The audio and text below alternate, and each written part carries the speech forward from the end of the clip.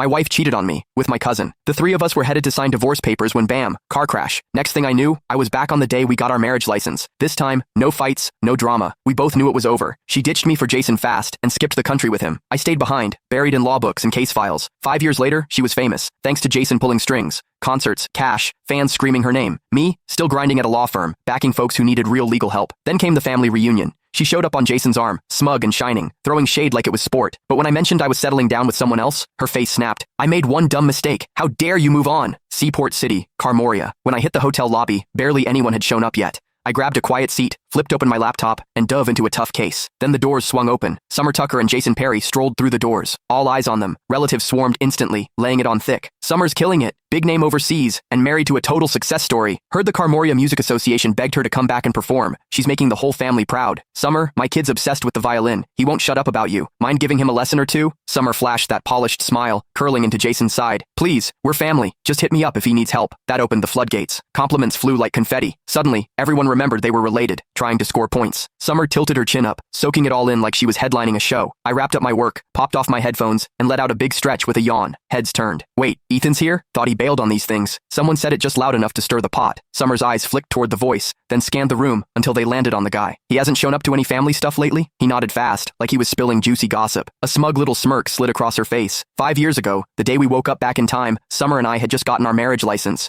We were on our way to see our parents. Out of nowhere, she ditched me in front of everyone, ran straight into Jason's arms, and told him she loved him. Then she looked me dead in the eye and asked for a divorce. Said Jason was the one she really wanted. The whole family saw it go down. Most of them were here again today. Ethan's at Berevia Law, right? Dude's always buried in work. Never shows up to these things. Bet he's here for Summer. Maybe he still wants her back. That mess back then? Total humiliation. Summer's a star now, and Jason's her agent. Total power couple. Ethan trying to crawl back? Pathetic. The whispers kept going. Summer leaned into Jason, all smug. That's ancient history, she said, voice sweet. Jason's the one I really love. Silence. They looked so picture perfect. No one wanted to dig up the past. I barely glanced their way before flagging down a waiter. One coffee, no drama. I just wanted my parents to show up, say whatever they had to, and let me bounce. Jason didn't love that I was chilling. He strolled over, fake grin locked in place, voice dripping with sarcasm. Ethan, wow, didn't recognize you. You look beat. That job of yours eating you alive? Heads turned. Cue the peanut gallery. They jumped in like I was still 12. Ethan, you really should have picked a better job. Lawyers work nonstop and don't even make that much. Pushing 30 and still single? Embarrassing. No wonder you skip these get-togethers. Total disappointment. I locked eyes with Jason, then finally took a real look at him and Summer. Her hair was styled to perfection, wrapped in a plush cashmere coat, decked out in designer everything. She was practically sparkling with money. Jason had on a tailored suit, wedding ring shining. The way he carried himself, he looked like he stepped off the cover of a billionaire romance. No surprise people thought they were perfect. They nailed the look. I rubbed my temples and took a step back. Jason, you done? If so, back off. Your cheap cologne's killing my head.